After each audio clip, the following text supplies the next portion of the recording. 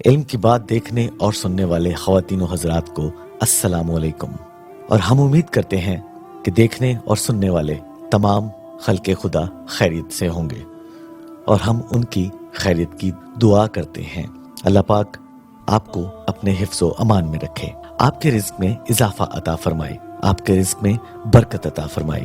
ناظرین، آج ہم ان خواتین کے لیے ایک بہت ہی اہم عمل لے کر حاضر ہوئے ہیں جو اپنے خاوند کے کاروبار کی وجہ سے بہت پریشان ہیں، اپنے خاوند کی نوکری کی وجہ سے بہت پریشان ہیں، اس کی جاب کی وجہ سے بہت پریشان ہیں۔ اگر ان کا کام ٹھیک طرح سے نہیں چل رہا، ان کے کاروبار میں اضافہ نہیں ہو رہا، ان کے کاروبار میں دن بدن کمی واقع ہو رہی ہے، تو ہم ان خواتین کے لیے ایک بہت طاقتور عمل لے کر حاضر ہوئے ہیں۔ انشاءاللہ اگر وہ یہ عمل کر لیتی ہیں تو پھر دیکھیے گا دن دگنی رات چگنی ترقی کیسے ہوتی ہے، اور ان کا خاوند، ان کا شوہر اگر مٹی کو بھی ہاتھ ڈالے گا تو کیسے سونا ہوتا ہے، ان کے رزق میں، ان کے کاروبار میں کیسے اضافہ ہوتا چلا جائے گا۔ ناظرین، جو عمل آج ہم آپ لوگوں کو بتانے جا رہے ہیں وہ عمل کرنا لازمی ہے، پھر دیکھیے گا اس کا کیا فائدہ ہوتا ہے۔ ناظرین، کاروبار میں برکت اسی صورت میں ہوتی ہے جب اس میں لگایا گیا مال حلال طریقے سے ہو۔ کاروبار کی ترقی میں یہ ضروری ہے حلال و حرام کی تمیز کی جائے۔ اہم بات یہ ہوتی ہے کہ ناپ تول میں کمی نہ کی جائے، دھوکہ، فراڈ، ملاوٹ نہ کیا جائے، جھوٹ نہ بولا جائے۔ یعنی کاروبار کے حوالے سے اسلامی تعلیمات اور اس کے اصولوں سے آگاہی لازمی ہے، اور مکمل دیانتداری سے کاروبار کرنا چاہیے، اپنی جاب کرنی چاہیے، اپنا کام کرنا چاہیے، چاہے آپ مزدوری ہی کیوں نہ کر رہے ہوں، مگر برکت کے لیے شرط یہ ہے ایمانداری، دیانتداری، دھوکہ، ملاوٹ، فراڈ سے بچنا ہوگا، حلال و حرام میں تمیز کرنی ہوگی، تو کاروبار میں بھی ترقی ہوگی، برکت ہوگی، رحمت ہوگی۔ ہمارے پیارے ناظرین، روزی میں تنگی کی کئی قسمیں ہیں، اور ہر قسم ایک دوسری قسم سے مختلف ہے۔ مال و اسباب کی اتنی کمی کہ اہم ضروریات بھی پوری نہ ہوں، یہ بھی رزق کی تنگی کی ایک قسم ہے۔ دل میں اتنی لالچ اور طمع پیدا ہو جائے کہ جتنا بھی ملے کم ہے، یہ بھی رزق کی تنگی کی ایک قسم ہے۔ مال بہت ہو، دولت بہت ہو، مگر اس دولت سے کوئی فائدہ حاصل نہ ہو، سارا مال ایک دوسرے کاروبار سے دوسرے کاروبار میں لگتا جائے اور اس سے کوئی فائدہ حاصل نہ ہو، مٹی اور گارے میں ضائع ہوتا رہے، یہ بھی تنگی کی ایک قسم ہے۔ اور مال سے فائدے کے بجائے الٹا تکلیف، پریشانی اور تھکاوٹ ہو، یہ بھی رزق کی کمی کی علامت ہے۔ ناظرین، رزق تو پورا ملے مگر فضول خرچی، لاپرواہی کی عادتیں اگر انسان میں ہوں، جس کی وجہ سے قرضوں پہ قرضہ چڑھتا جائے اور انسان ایک دوسرے انسان کے سامنے رسوا ہوتا جائے، یہ بھی رزق کی تنگی کی ایک قسم ہے۔ دولت تو بہت ہو مگر دل میں اتنا بخل پیدا ہو جائے کہ اپنی اور اپنے اہل و عیال کی ضروریات پورا نہ کر سکتا ہو، یہ بھی رزق کی تنگی کی ایک علامت ہے۔ اللہ تعالیٰ رزق کی کمی سے تمام مسلمانوں کو محفوظ فرمائے۔ اور ناظرین، اس کے ساتھ ساتھ ہمیں اللہ کی راہ میں خرچ کرنا ہوگا، اور اللہ کی راہ میں خرچ کرنے کا مطلب ہے کہ اللہ پاک اس کے بدلے آپ کو 70 گنا واپس کرے گا۔ وہ آپ نے مثال تو ضرور سنی ہوگی کہ 10 دنیا اور 70 آخرت۔ رزق کے اسباب میں سے ایک سبب اللہ تعالیٰ کی راہ میں خرچ کرنا ہے۔ شیخ ابن عاشور آیت کریمہ کی تفسیر کے ضمن میں فرماتے ہیں کہ خرچ کرنے سے مراد ایسا خرچ کرنا ہے جو دین کی روح سے پسندیدہ ہو، جیسے فقیروں پر خرچ کرنا، دین کی نصرت و تائید کی خاطر اللہ کی راہ میں خرچ کرنا۔ ناظرین، قرآن و کریم اور سنت مطہرہ میں متعدد آیات کریمہ اور احادیث شریف میں واضح طور پر یہ بات بیان کی گئی ہے کہ جو شخص دنیا میں اللہ کی راہ میں خرچ کرتا ہے، اخروی اجر و ثواب کے ساتھ ساتھ دنیا میں بھی اس کا بدلہ و صلہ دیا جاتا ہے۔ قرآن و سنت میں اس بارے میں درج شدہ دلائل میں سے کچھ ہم آپ کے سامنے پیش کرتے ہیں۔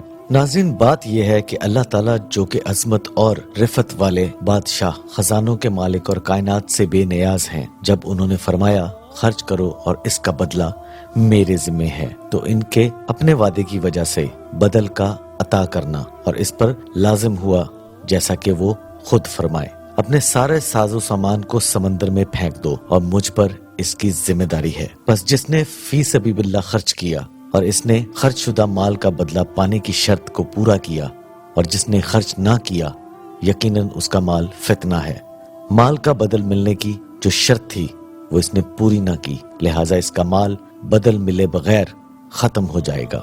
नाज़रीन, एक ताजर को इल्म है उसके माल में से एक माल खराबो बर्बाद हो जाने वाला है। वो इस माल को उधार भी फरोख्त कर देगा, अगरचा खरीदार फकीर ही क्यों ना हो। वो कहेगा माल की बर्बादी की बजाय कुछ अरसा ठहर कर इसका मुआवजा वसूल कर लेना बेहतर है। अगर इसने वो माल उधार फरोख्त ना किया और वो बर्बाद हो गया तो सब कहेंगे कि इसने गलती की, और अगर उधार माल फरोख्त करने की सूरत में मालदार जामिन मिल रहा हो और फिर भी माल फरोख्त ना करे और माल बर्बाद हो जाए तो इसको दीवाना करार दिया जाएगा।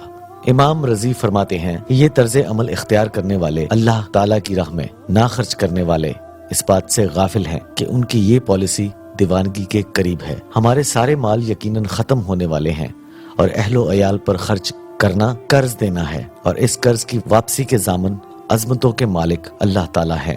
नाज़रीन, अल्लाह ताला बाज लोगों को इतना नवाजता है कि हद नहीं। बाज लोगों के रिस्क में तंगी फरमा देता है। ये अल्लाह ताला के इख्तियार में है, वो जिसको चाहे अता करे और जिसको चाहे ना करे।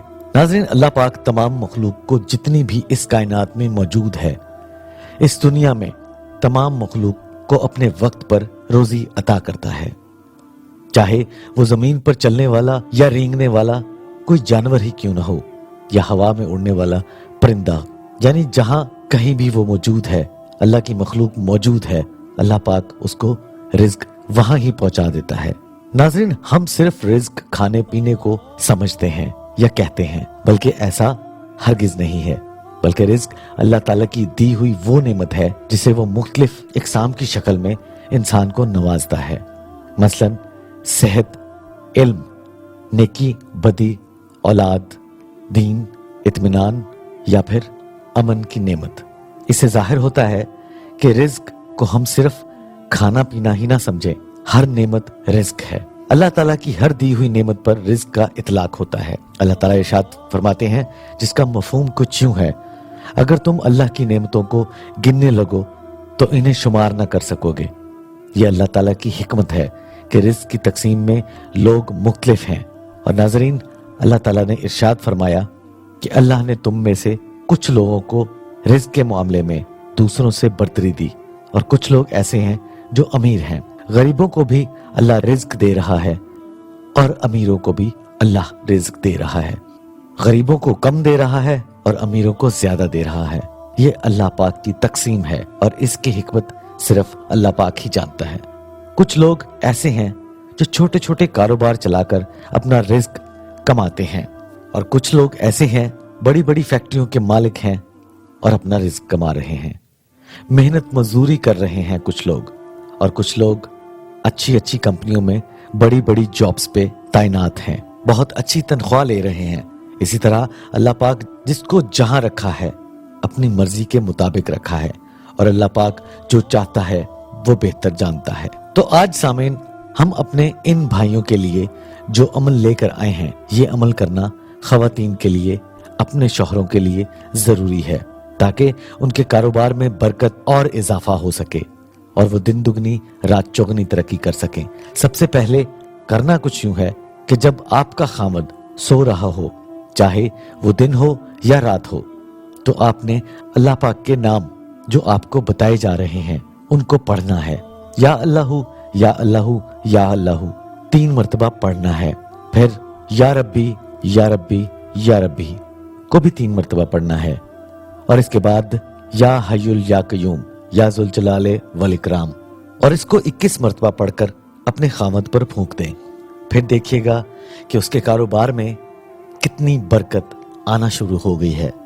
चाहे वो मजदूर हो, चाहे वो कारोबार करता हो या जॉब करता हो, उसके काम में बरकत ही बरकत और तरक्की ही तरक्की हो जाएगी।